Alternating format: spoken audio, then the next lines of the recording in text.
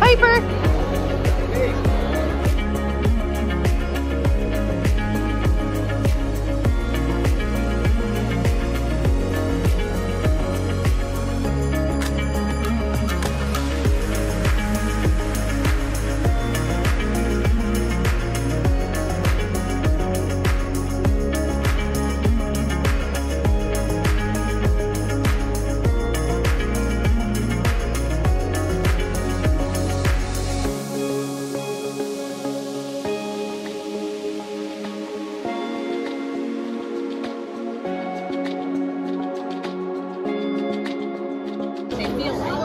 So the real ones feel similar to that. Cool. Too. Just hard and smooth. So if you want to touch these guys, you want to touch them right in the middle. Right there. This is hard. Yeah, it's just a hard shell.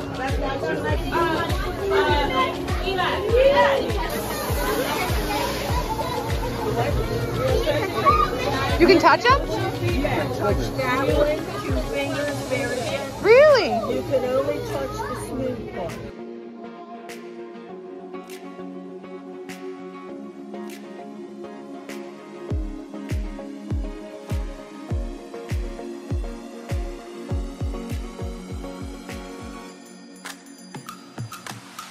Ooh!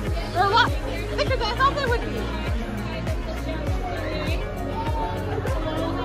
A lot of them are upside down. Have a brain, but they seem to be. They know not to come this way. Huh. Here, go, Piper, push one. Right here.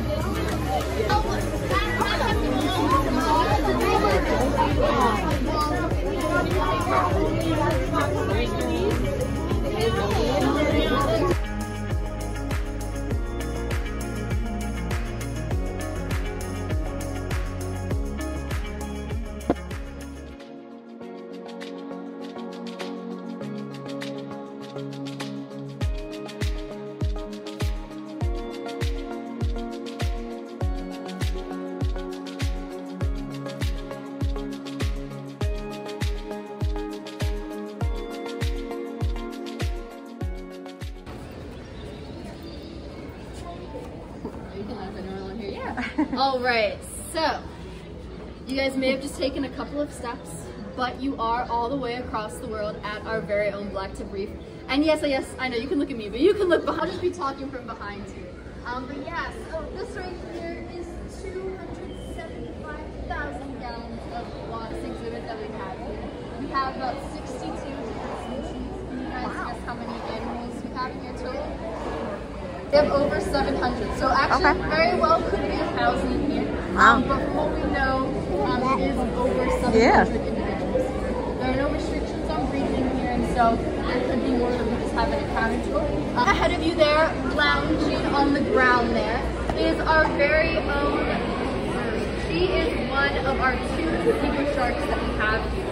So we have Zuri right there, and then we have Zoe on the other side over there. So Zuri is smaller in comparison to Zoe.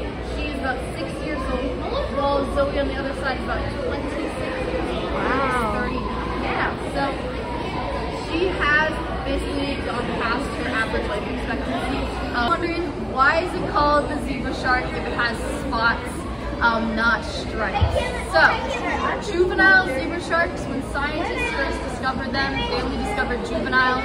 and those guys have a very distinct stripe-like pattern. However, as they grow older, those those stripes eventually converge out into a more Scottish pattern that you see here.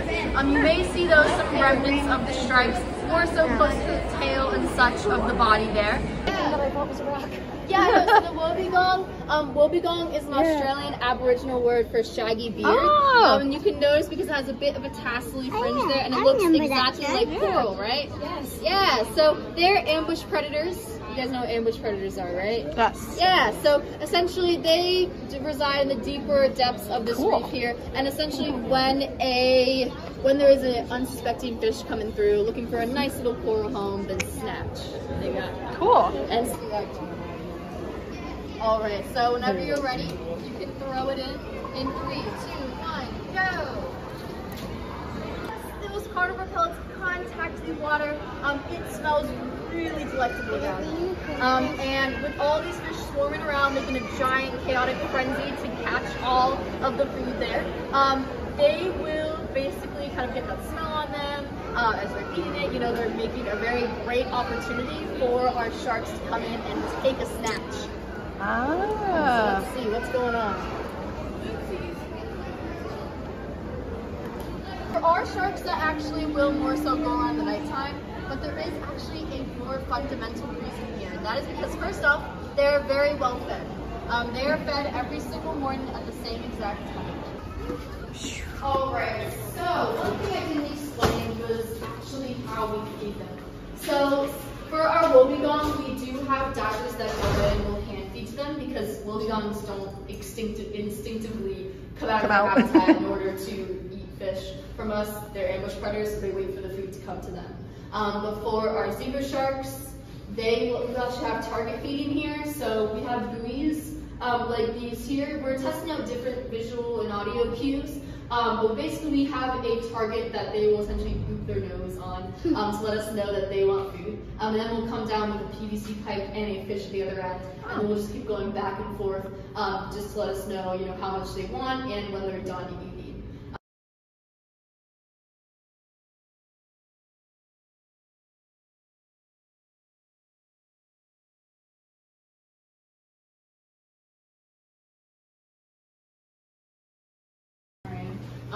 So essentially we have this kitchen, the Blue Wonders kitchen. We have the dolphin kitchen, we have the rainforest, and the Australia kitchen. Wow. So out of all 4 of those kitchens, who do you think is eating the most food? What animal, what kitchen? So it's actually the dolphin kitchen. So here, while we feed out to the most animals here, basically this kitchen feeds out to all the animals you'll see on all 4 of the levels in this main part of the aquarium, Blue Wonders. And so we're feeding out the most different varieties of animals here, but not quite the most fish. If you look right behind you, you will see that we have some menus laid out for some of our different species and such. Very specific, very portioned out, and that's just because the animals' diets, they're species specific. We gotta make sure that they're getting all the proper nutrition that they need. And so, yeah, you can check out the menu, see what's going on there. And over here. And this right here is the fridge. Essentially, we have a lot of different stuff going on here. So we got some of the pellets that you put out earlier. We have a lot of lemons. We actually will put out lemons. A lot of lettuce. River forest. You may see some in the Atlantic coral reef in that spiral part. And so we also have things like capelin, herring, mackerel, sardines, a lot of fish varieties that you may see in both the Atlantic and Pacific. And so, perfect. So over here, this is a very specific bin. On this sticker it says MM access only. So we have a lot of different fish in here, a lot of varieties, and they look a little mangly, right? We fed out to like our sharks and some other fish too, and these actually come from the dolphin kitchen. Dolphins, not only do they eat a lot, they're also very picky, and so these are actually rejects from the dolphin kitchen that have been taken over here. cuts, scrapes, bruises, missing scales and such. But like I said, the sharks, they'll go after it. They don't mind, and they have a very strong immune system to back them up. So, like I said, since sharks are going after, you know, sick, slow-moving, dying fish as well, this kind of works out for them. And so we also are able to minimize our food waste here. Nice. So yes, we do have shark vitamins, shark supplements here. And anyone wants to actually, you can take a whiff and see what it smells like. A big old whiff of fish. Yeah, it's not, it's not terrible. I always get mixed results from it. Let's smell it. It's not great, but It has a lot of things that you may find in your vitamins. So it has vitamin A, D, E, it has biotin, iron, calcium, zinc. Yeah, all right, so. Uh-oh. Oh my goodness, why is there garlic here? Why do you think we have garlic? Well, but minced garlic, we use it at the aquarium here as an appetite stimulant for our fish. And so, you know, you rub the fish in some minced garlic lather, and it basically increases their appetite, their means to eat more. That's exactly. But yeah, this one here is a zebra shark jaw. Plate-like teeth, great for crunching into bottom feeders, shells of any sort of organisms in the sea there. So not very sharp teeth, but a very strong jaw.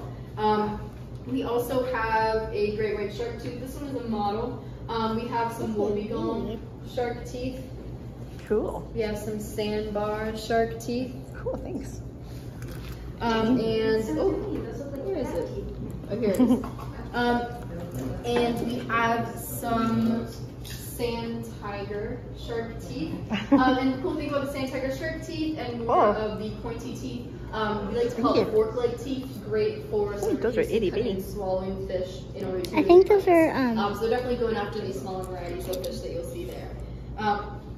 And then of course we have our megalodon tooth. This is a real fossilized version, and then this one is a model here, so you can pass that around. Wow. As well. the black one's the real one, the darker. Yeah, one is the real one. It's a fossilized version. And that one is. Oh yeah, I can take this. There we go. And then that one is a model of what it would look like. Let me see your face. Prime there.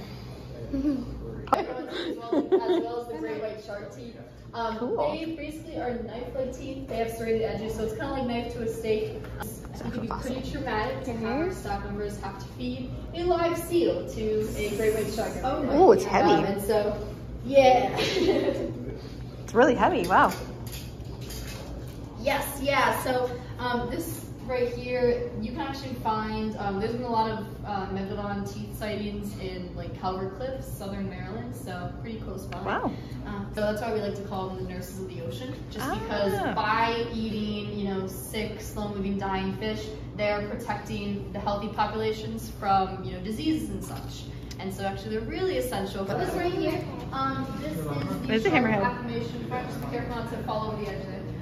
But this here is the shark acclimation front. This is another one of our backup spaces where essentially this is where we can take sharks if they need to be off exhibit. And if we need to do any sort of medical procedures or anything like that. And so what we would do, first off, disclaimer, sharks usually aren't here for more than a day simply because it is a pretty small space. But we will take them back here as quickly in and out as possible just to have the least amount of stress for them.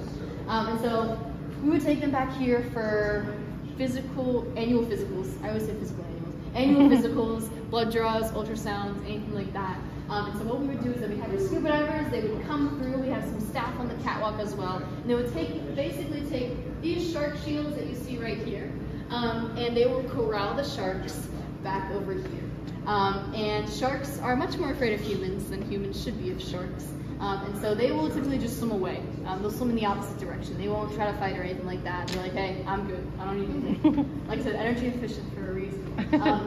And so when they're corralling the sharks back here, then we would have those in the water. They would basically take that red tarp that you see behind there, a similar one that we actually feed the black tip reef sharks from. And they will put the sharks in a nice little shark burrito. And then they will hoist them up by this crane here. This crane does also take their weight, so they can take their weight. And then they would basically that crane kind of move them this way, and then they would put them into this little shark box that you see the tarp in now. The This shark box right here, essentially, we will connect it to a water source where they can basically supply flowing water to the shark. Most sharks, they need to breathe, so they need to keep moving in order to breathe. Oh my gosh, there's a hammerhead. Yeah. Come on in, you can look around, you can check out some of the medical illustrations that we have here. We do have a partnership. Any med students in here? No? Okay. Not yet. We have a partnership with Johns Hopkins where we will, we do have, there's a course with Johns Hopkins where they get college credits, of course, and they will submit medical illustrations to us. So it's a cool way. Do you guys do virtual?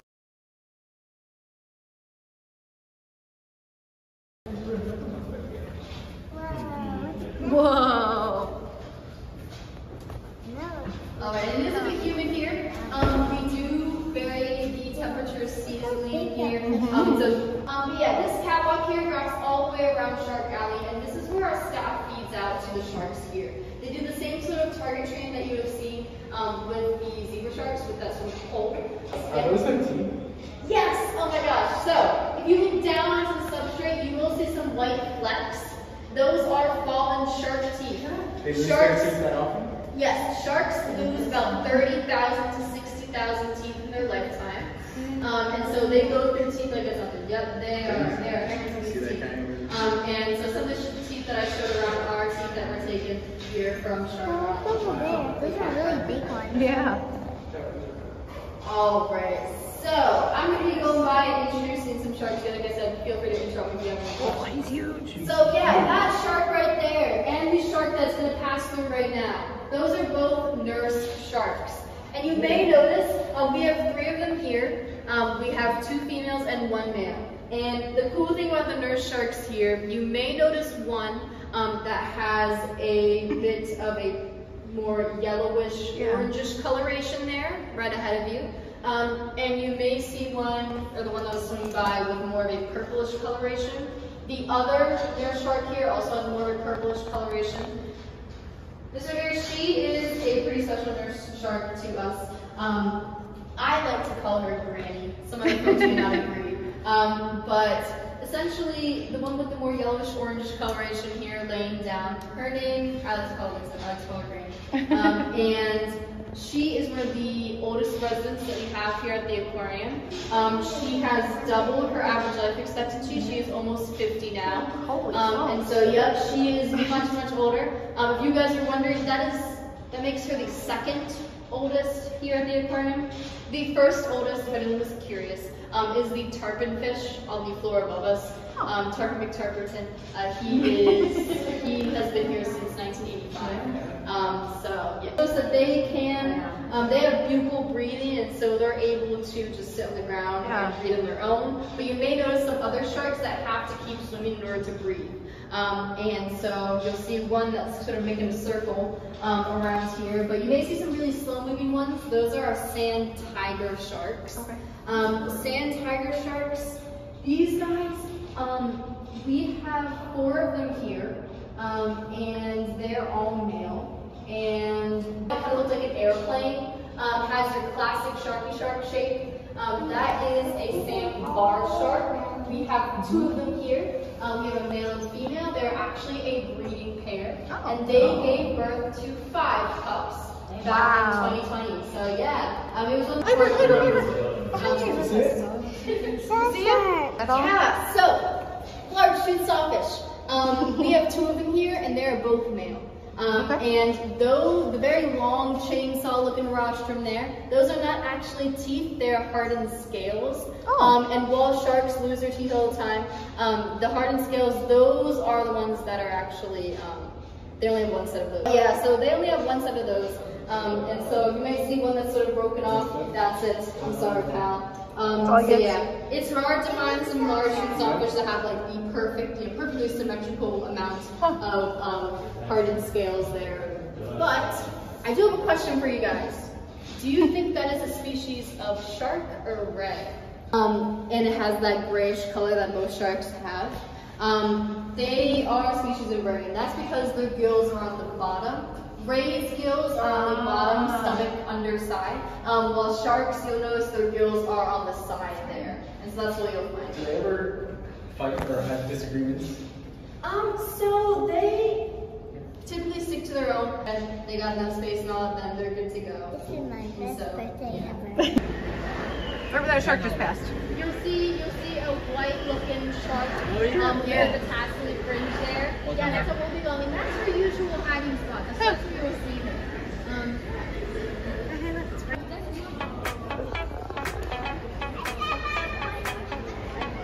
Ooh, there's turtle. I was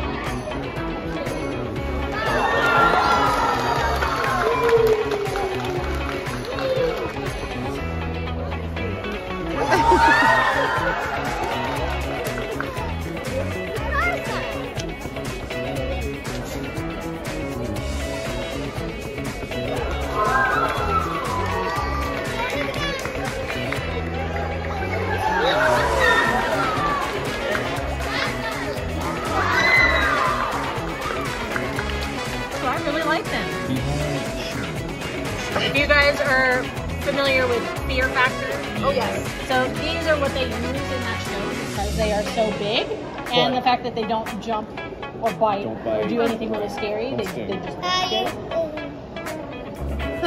So cool.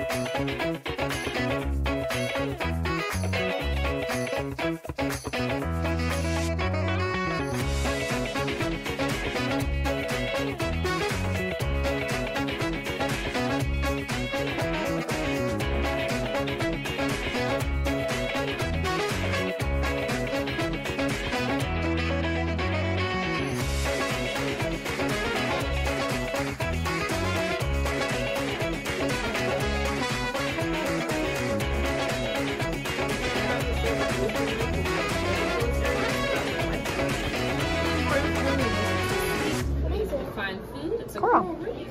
We're talking about the importance of it in the ocean. So a lot of animals are going to come and visit this place. It's actually big. Looks really Try good, to make it look really real as possible. We use that fake coral so we're not taking it away from the animals in the ocean. And it also takes a very, very long time to grow. Oh. So I would say a piece this big could probably take about 50 to 100 years before Wow. it's Wow. So it's really difficult. It feels like Play-Doh. What is it? Coral can be considered a plant, and also an animal. So they're building off of this big piece here, and this is the animal here. Coral is made up of tiny. They're made up of tiny little organisms called polyps, and polyps will kind of take all of the algae that lives with them, and they'll use it to get these kinds of colors. That's what the algae is giving them, that color. And once a polyp passes, another one will just build up on top of it, and that's what creates. Yep. So how do they actually like eat it? Like, yeah, so they have skin cells on their tentacles that are kind of like eyelashes on the edges. okay. So they catch the food on there, it condenses around that edge, and then the oral arms are the thick parts in the middle. They literally like lick it off the edges, and then move it into the center where the mouth is. Like this guy's moving it right here, all into that center. It'll go into the four stomachs, also digestion happening in there. Okay. And then comes right back out the inside, or the hole. We've got one hole in and out. Wow. So he has 5 stomachs, Luke. Yep. He has 4 stomachs. And I will say, of course he's the side up, but on the underside, those oral arms, each oral arm is connected to one stomach. So if they lose one of those arms, that stomach will die off, and the others will recenter themselves around the middle. Wow. Yeah. So that's amazing. Is 4. But some do have an extra. You should just wash your hands. Wash your hands again. But how many jellyfish do you have in here? Normally it's about 2 to 300. We had a separate building that we breed all of our jellies at. So they were all okay. Today. New favorite animal right here. Yeah. So are they like male and female, or are they? So yes. Like Yeah, one worm. of the few species that does have a male and female. Okay. I was showing earlier. Can't find any now. No. So on the bottom, if there's like strings of white around those oral arms, this one guy Right here? underneath here. No. So like this one down here. Okay. That whitish stuff. Okay, yes. Those are eggs.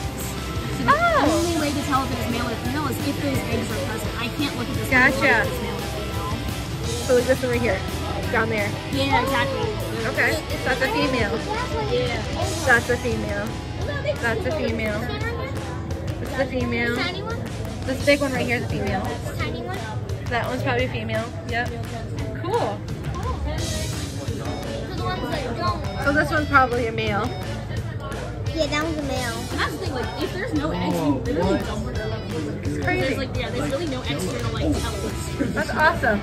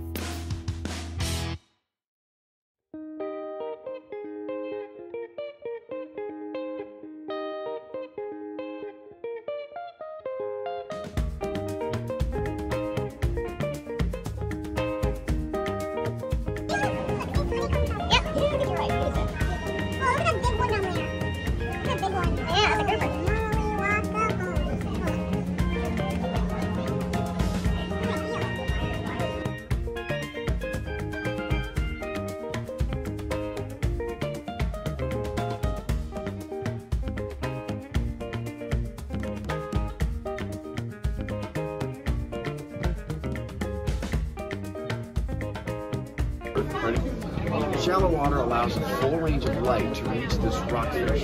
Its body appears red because it reflects the red light. They go about halfway down. There we go. They go all the way down. Deep water filters out red light. With no red light to reflect, its body appears dark gray and is invisible all the way. That is so cool.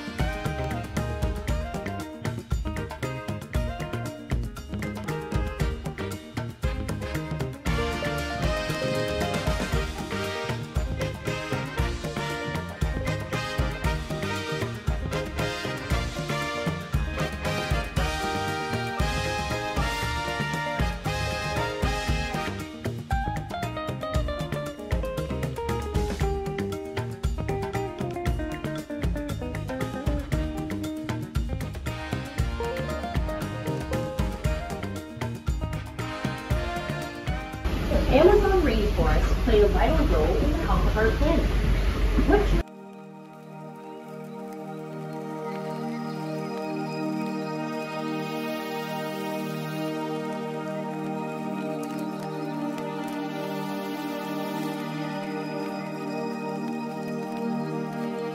I just want to do it.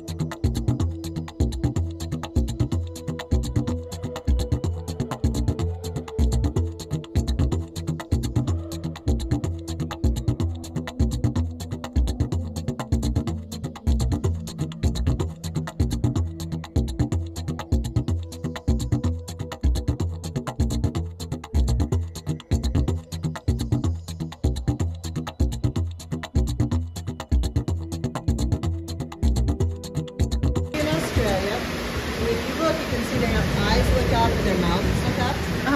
Over the millenniums, they've gotten used to drought and there's no food in the water. So they will look up to the branches, and when they see a bug on the branch, they fill their mouth with water, and they go, "Boo!" and they spit at the bug, and they spit in a big arc very fast. They go, "Boo!" and they knock the bug off the branch. They're very active. Eat it. And they drop to the water. Wow. Oh my